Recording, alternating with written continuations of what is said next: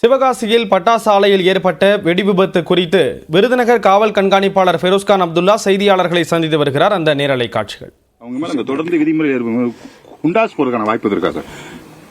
அதாவது இப்ப சட்டத்துக்கு அதாவது உரிமம் இல்லாம இது பண்ணி ஏற்கனவே ஆக்சிடான ஒருத்தர் வந்து குண்டர் சட்ட தடுப்பு சட்டத்தில் வந்து அடைச்சிருக்கோம்.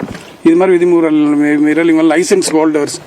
ஸோ அது எந்த அளவு அவங்க மேலே நடவடிக்கை எடுக்க குண்டர் தடுப்பு சட்டம் நடவடிக்கை எடுக்க முடியுமாங்கிறது ஆய்வு செய்யணும்.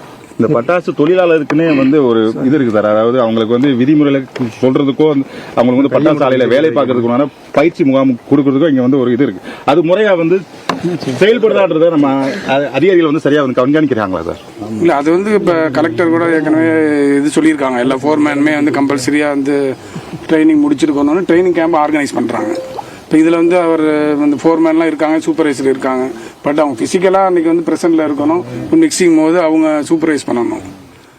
அதர்வைஸ் வந்து எம்ப்ளாயீஸ் அதே போல் அதிக எண்ணிக்கையில் வைக்கக்கூடாது. ட்ரெயின்டு எம்ப்ளாயீஸ் பயன்படுத்தணும். இப்போ இதில் வந்து விமன்லாம் வந்து அதிகம் அதில் இறந்துருக்காங்க. இப்போ அதில் வந்து அவங்கெல்லாம் ப்ராப்பர் ட்ரெயின்டாங்கிறத வெரிஃபை பண்ணணும். எவ்வளோ நாளாக இருக்காங்க, பெர்மனெண்ட்டாக இருக்காங்களா.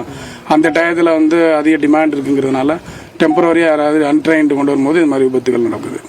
குற்றவாளியை கைது பண்ண தனிப்படை எத்தனை தனிப்படை சார் அமைச்சிருக்கோம்? அது குற்றவாளிகள் கைது பண்ணுறதுக்கு 3 தனிப்படை இருக்கு. எப்படி இன்னைக்குள்ள வந்து அரெஸ்ட் பண்ணிடுவோம்.